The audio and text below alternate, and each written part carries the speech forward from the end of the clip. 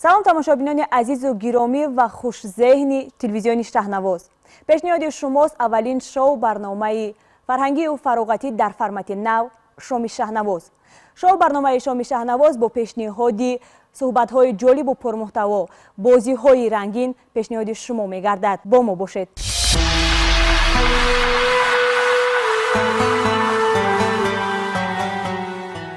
مهمان نوبتی برنامه ما هستند دو نفر جوان صاحب استعداد، فرزانه فیض و فریدون شاه ابراهیم زاده. در اول شما رو به برنامه شام شهنواز خوش آمدید میگوییم. برنامه ما رو تماشا میکنید؟ عموما معلومات دارید اوید به برنامه شام شهنواز؟ ما قریب که هر یک برنامه شما رو تماشا میکنیم. برنامه خوب است. تشکر زیاد. شما چی فرزانه؟ من همچون. کدام نشری برنامه به شما بیشتر پسند آمده بود؟ وقتی که با نوشنیکا صحبت میکنم برایم بهت جالب بود. تشکر زیاد. برای تماشابینان ما نیز همین بخش بیشتر جالب است و از ما اصرار میکنند و خواهش دارند که بیشتر همین بخش رو پیشنهادشون نماییم. برای شما چی فریدم؟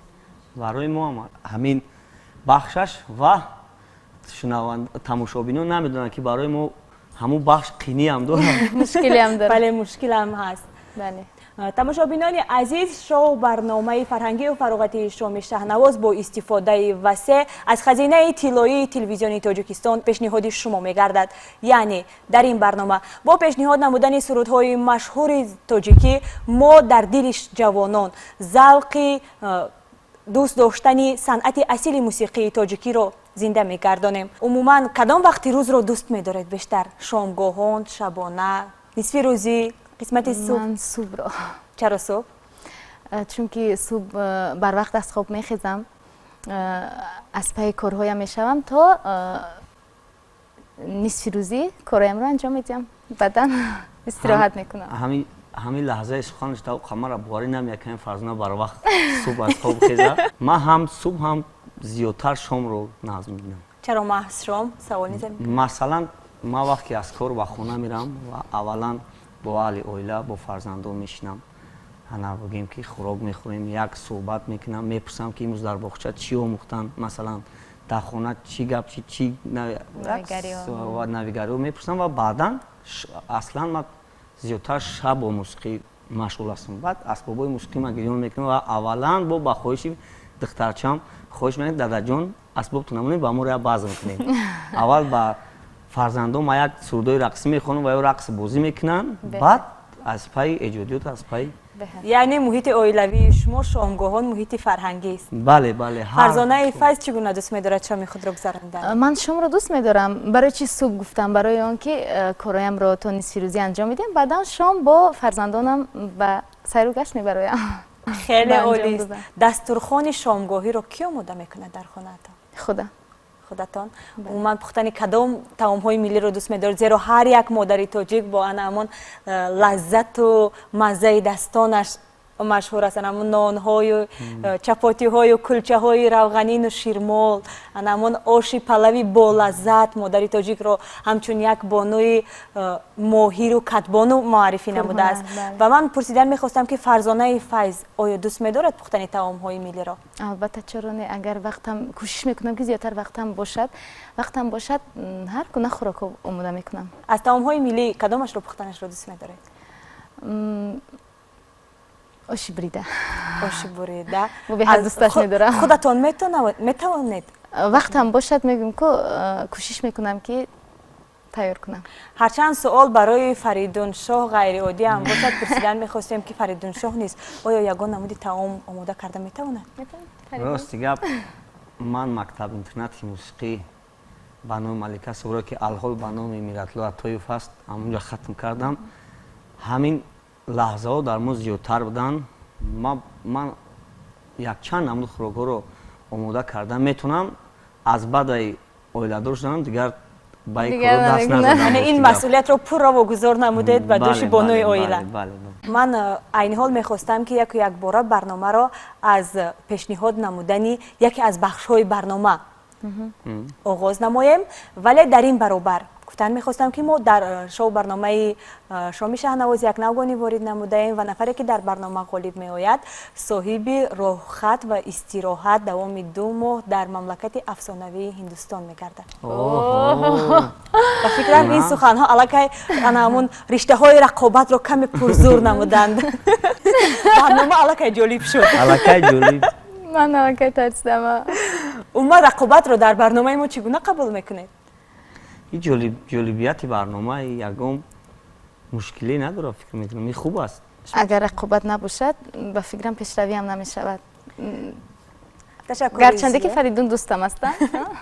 تشکر زیاد. باشد که همیشه هم در صنعت هم در زندگی میان ما رقابت سالم باشد. ما اصلا همین رقابت سالم پیش برنده و قوه تکان دهنده زندگی است و ما رو برای گشادن راه‌های نو، برای فتح قله‌های نو در زندگی راهنمایی می‌سازد. آغاز می‌نماییم برنامه شام شهنواز رو از بخش اول، یعنی بخش ترجمه. هرچند شما آگاهید از شرط‌های برنامه ما، ولی همانا یک بار دیگر برای تماشابینانی که تازه پیوستند با تلویزیون موسیقی تاجیکستان شهنواز خاطررسان می‌نمایم که در این برنامه ما مشهورترین شعرهای تاجیکی را با واسطه ترجمان گوگل با زبان غیر ترجمه نموده ایم و باز ترجمه نموده ایم با زبان تاجیکی که در نتیجه بعضی کلمه ها هم معناهایشان عوض کردند. بعضی کلمه ها عموما همون معنی کلمه را فرق عوض کرده، ولی مضمون همون است. اگر دقت جدی دهید حتما پیدا خواهید کرد که این کدام سرود است. از کی آغاز میکنیم؟ ای فرزانه آغاز کنید. چون که من بیشتر تماشا میکنم برنامه را. بیگذار. گفته بودید که شما در آینده نزدیک بازدید میکنید. شما با نفرانی که جان را پرورش میکنند جان میدهید. من روز و شب را انتظار میشوم. من امیدوارم که دل من در آنجا است. من راه خود را گم کرده ام. چشمان من کنده اند. که شما می روید؟ بیا من، جانی من، جانی من. جانی من قربانی یک خندید. شما از وقت استفاده بردن نمیخواهید؟ شما 20 ثانیه وقت دارید برای اندیشه کردن. خیلی باز. دوامش را خوانم و یا آماده ایم؟ بله، یا جواب آماده است. دوامش را خوانید. راه خانه ایما نزدیک است. خانه ایمان قدر هم دور نیست. بله بله بله. آفرین، یک قد با عنوانتان. هندوستان من خیلی میرم. نمیرم. یکم من گفتم. اگر شما خواهید که فرزانه بانو در برنامه غالب نآیند باید به اینها یاردم نکنید. کمک نکنید فریدون جان. من خودم علاقه یاردم ما با این فرزانه داخل دارم. یعنی باید در سرود دوم پیشنهاد خالای من زیاد میشود. فرزانه نیست به شما کمک نماید. سرود دوم پیشنهاد میگردد با فریدون شاه ابراهیم زاد. شبها من شما را یاد میکنم. پس سری من غمهای توست. زمان خاکی به تخت برآمده نشین بالای چشمانی من. خوبی را از بدان آموختم. وفای من در دل نشکستم. چه میان روها من به من به همه اعلان کردم. خوبی را از بدان آموختم. وفای من در دل نشکستم. زنده باش هرچند که من روی راهم.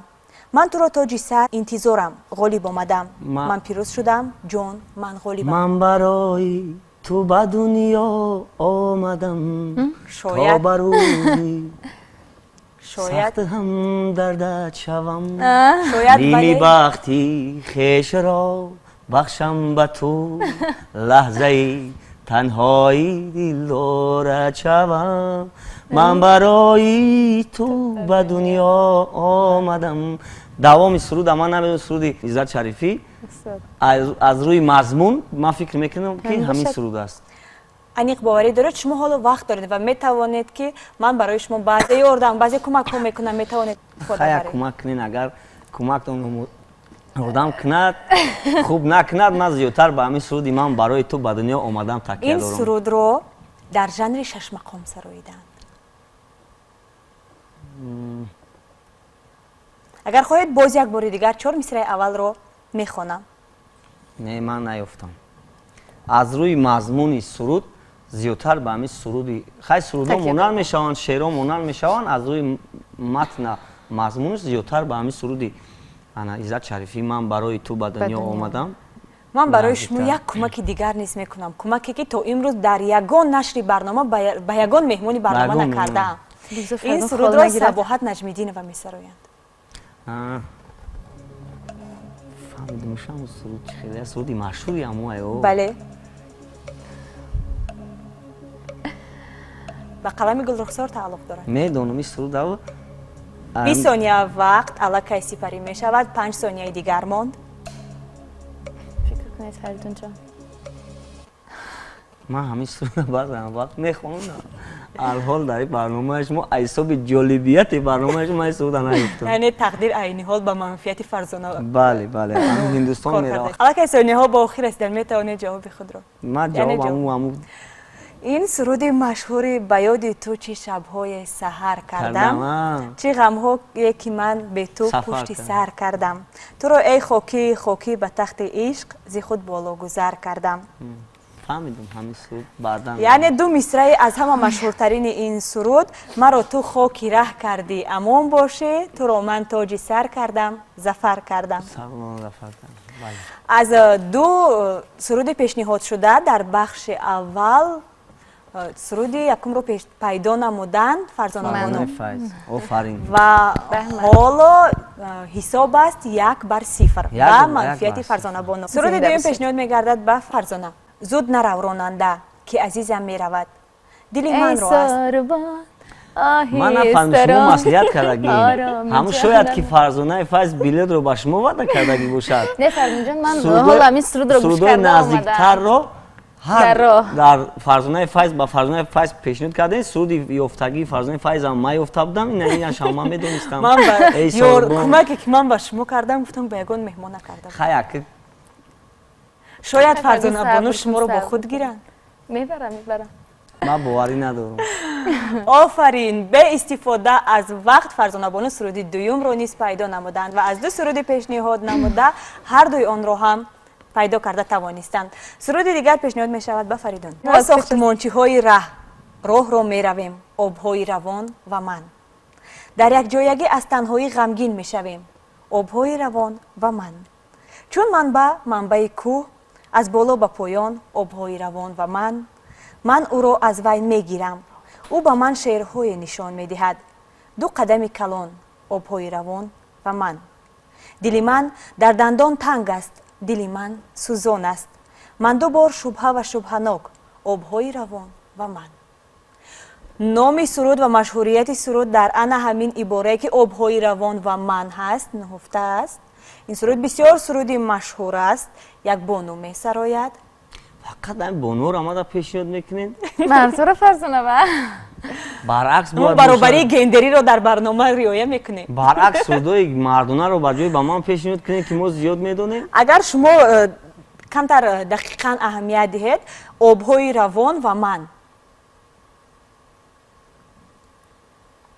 обҳои равон чиро бо кадом ибораи кадом калимаҳоро ба ана ҳамин ибораи обҳои равон метавонед монанд аз сабабе ки суруди кадом ҳунарманди бону ҳастанд, аз ҳамин сабаб ман шояд надонам суруда. ин сурудро лоиқ Шералӣ навиштанд. роҳҳо обҳои равон ва ман. 20 сония вақт. фурсати андеша доред? метавонам ду мисраи аввалро боз як бори дигар қироат кунам. мо сохтмончиҳои роҳро меравем, обҳои равон ва ман. дар якҷоягӣ аз танҳоӣ ғамгин мешавем, обҳои равон ва ман. суруди вай хурмошива ману дарё. бале, ману дарё. суруди дигар пешниҳод мегардад ба Фарзонаи Файз. духтари зебо, ин қадар ту зебоӣ. биёед рӯи ман рангро бинед. вақте ки шумо зебо ҳастед, ман онро дида наметавонам. биёед рӯи ман рангро бинед. духтари зебо, ин қадар ту зебоӣ. ман туро ғамхорӣ мекунам. оё мехоҳед бидонед? мисли касб ҳама чиз рӯй медиҳад. духтари зебо, ин қадар ту зебоӣ. биёед рӯи ман рангро бинед. вақте ки шумо зебо ҳастед, ман онро дида наметавонам. биёед рӯи ман рангро бинед. духтари зебо, ин қадар ту зебоӣ. گل دختران تاجیک باشه. شاید این حال فرصتی فکر کردن دارید؟ گل دختران تاجیک روی روان تاجیک. نه بخیرم. 10 ثانیه دیگر وقت داره؟ دختر زیبا رو باز چی میگه؟ با کدام کلمه ifade کرده می شود؟ دختر زیبا؟ این نام باید به شما نزدیک باشد.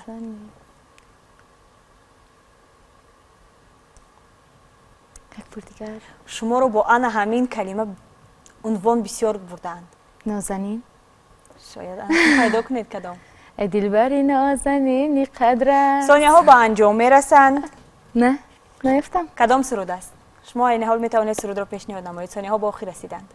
ای دلبری نازنینی قدر است زبنده تو را لباسی اطلس. من بسیار کمک کردم ولی شما پیدا کردن نتوانستم. این سرود نازنین دلبری محجبین. در بخش اول یعنی بخش ترجمه سرود آخرین پیشنهاد میگردد به فریدون و فریدون امکانیت دارد که در این بخش با فکر کردن و با پیدا نمودن جواب حساب را مساوی کند. با سرود یگان بانو را پیشنهاد بله سرودی بانو. امروز تقدیر برای شما میخندد. یعنی همیشه سرودی بانوان به شما پیشنهاد میگردد. در کنار شما یک نفر بانوی صاحب استعداد نشسته است. رحمت. مادران بیمار این مجله مرا به من نگذاشت. مادران بیمار از حجیره آغاز البته فروزانفر خورشیدی.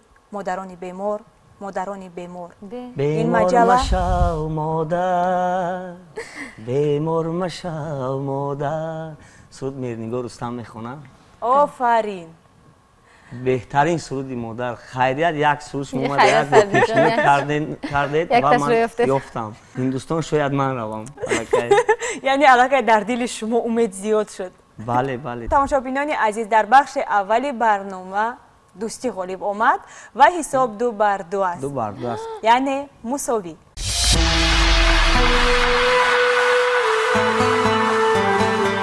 انا همین لحظه برنامه طریق زنده برای تماشابینان ما استعداد و مهارت خود را پیشنهاد نماید. البته ما به این یگان شبهه نداریم ولی میخواهیم که تماشابینان عزیز ما نیز میخواهند که طریق زنده سرودهای شما را شنیده باشند. فرزانه بانو کدام سرود را پیشنهاد میکنید؟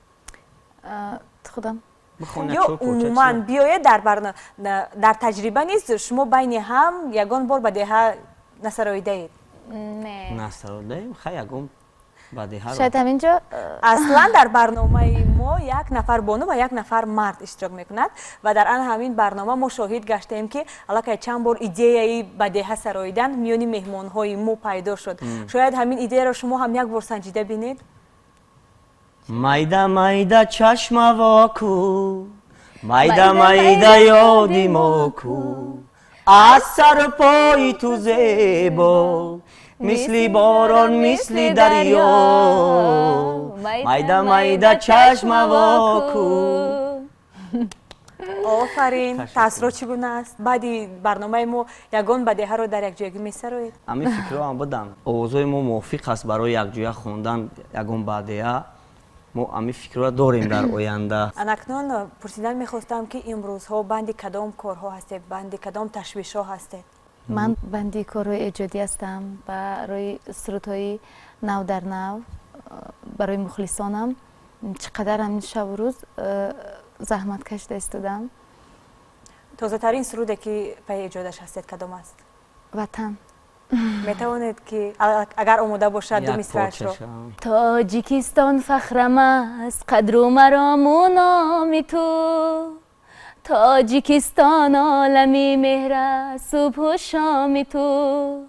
هر کجا باشم اگر مهرت به دل زم می شود. دور رفتم خوش بیامد پیکو هم پیغام تو. تاجیکستان فخرم از قدر و مرام و نام تو. تاجیکستان عالمی مهر است صبح و شام تو. در حقیقت تاجیکستان ما عالمی مهر است. دیاری مهر است. بله. شما چی فریدون شما؟ بندی کدام کارها هستید؟ برای استقلالیت омода дидестам, як суруди нав омода кардам.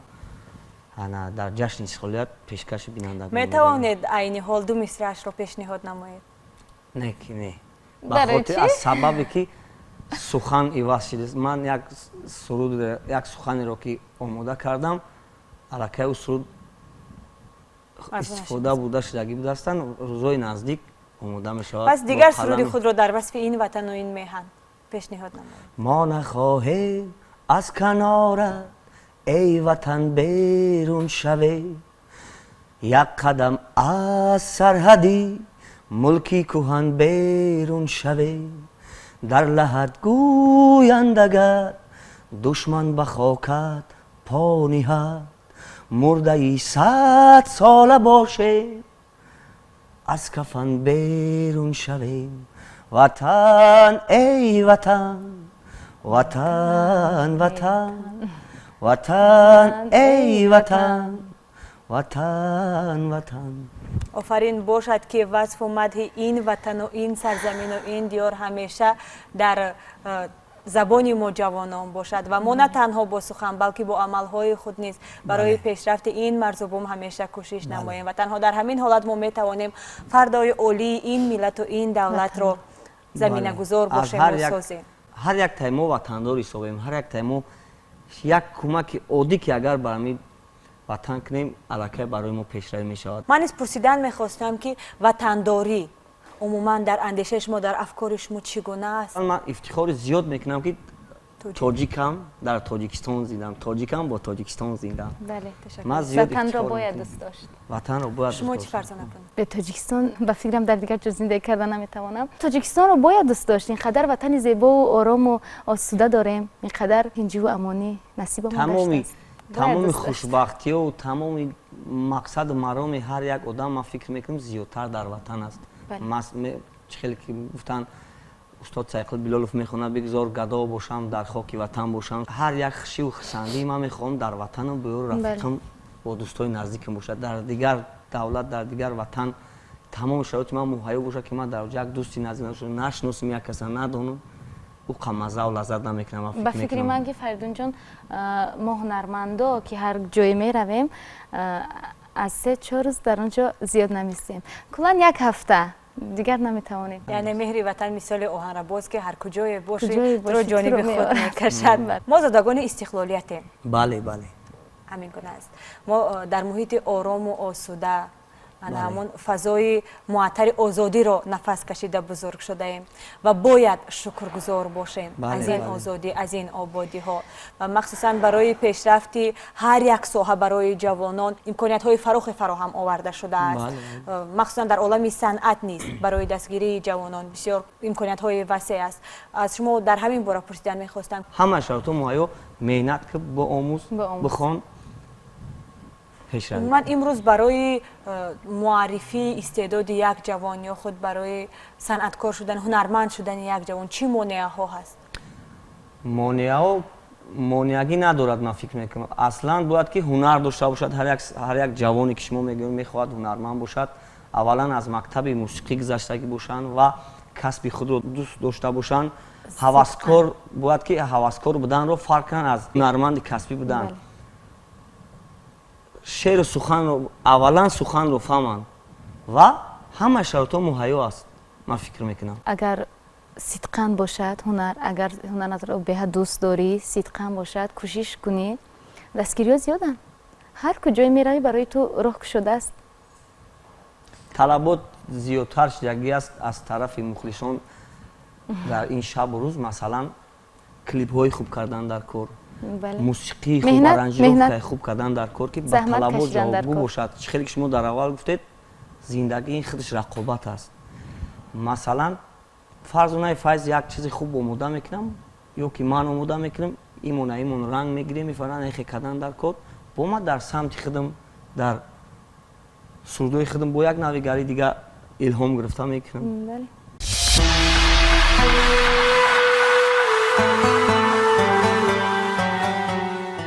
عموما وقتی خالگی کدام سراینده رو بیشتر گوش میکنید و یا از انمون شاه ستون های صنعت تاجیک کی ها رو میپسندید؟ استاد خود کی رو қабул доред дар ин соҳа? бештар фақат халқи пештара устодоро дӯст медорам, сурудҳояшонро гӯш мекунам. мисол киро гӯш мекунам? устод Зафар Нозим, Муқаддас Набиева, Нигина Раупова.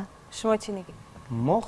ман шахсан аз он сабаби дӯстдории ма бар ҳамин соҳа, бар ҳамин касаба, ба ҳамин ҳунарманд шудан ҳамин устодо ҳастанд. ман ҳам устод Зафар Нозимро, устод Одина Ҳошимро, устод Ҷурабек Мурод, Усмурод Алиев, устод мо инҳоро гӯш мекунем, то ҳол аз инҳо ранг мегирем, меомӯзем. вақти холигӣ кадом сурудро бештар замзама мекунед? ман барои гармшавии овоз дар ҳақиқатан рости гап ҳар як вақт ки асбоби худро гирам мекунам, якмин суруд аз суруди устод Зафар Нозимов сар мекунам. эй сорибон оҳистарон. аввалан суруд аминро мехонам, баъд дигар суруд. шумо чӣ фарз? ман аз устод Нигина Раупова мехонам. кадом сурудашонро? парво макун ай ҷону дилам, гирди сарат гардам, қурбони сарат гардам. беҳад гӯш мекунам сурудашонро. як чизи дигар, бояд ҳунарманд устувор бошад, ҳамин гуна ҳаст? бале. вақте ки дода мешавад ба суруд, бояд чизе хотири ӯро натавонад мушавваш кунад. ҳатто ҳеҷ як чизе ки дар атрофаш мешавад, бояд натавонад ки ӯро аз суруд канда кунад. фикри ҳунарманд агар дар вақт ки суруд мехонад дар як ҷои дигар бошад ё ки дар як проблемаи дигар бошад, аллакай суруд, ҳиссиёти суруд, ширинии суруд ба мухлис намерава, намераса. ҳунарманд вақте ки аз таҳти дил суруда мехонад, ба хоҳиши худаш, ба вақти хуш ва хурсандӣ вақти суруда мехонӣ, ҳатман ба шунаванда меравад, мерасад. офарин. ана ҳамин ду суруде ки шумо айни ҳол гуфтед, сурудҳое ҳастанд ки аллакай давоми чандин солҳост, чандин даҳсолаҳост ки дар дилу дар зеҳни мардум ҷо гирифтаанд ва ҳар як тоҷик ин сурудҳоро медонад. бале. ин сурудҳоро замзама мекунад. ва ман мехостам ки айни ҳол устувории шуморо санҷам. биёед ва ҳар нафаре ки дар ин бахш ғолиб меояд, ин бахш ҳамин ба таври ногаҳонӣ барои ман пешниҳод шуд ва ман низ мехоҳам инро бар шумо пешниҳод намоям. дар як вақт ҳамин ҳар кас суруди писандидаи худро месарояд ва мебинем касе ки аввал мисраи суруди худро гум кард, яъне дода шуд ба мисраи суруди нафари дигар, мағлуб мешавад. мешавад. қабул доред? ай сорбон оҳистарон гардам, қурбони сарат гардам, ҳар ҷо ки равӣ бозой ки манам сарат гардам, қурбони сарат гардам, парво макун ай ҷони оҳистарон короми ҷонам меравад, сарви равонам меравад. ман фикр мекунам ин бахшам бахши ҷолиб аст. офарин. ман барқасд баландтар хонам ки ман ғолибрам, ман мехоҳам ҳиндустон бурам. фаридун ин рақобатро дар барномаи шуми Шаҳнавоз ниҳоят ҷиддӣ қабул намуданд ва рақиби ҷиддианд.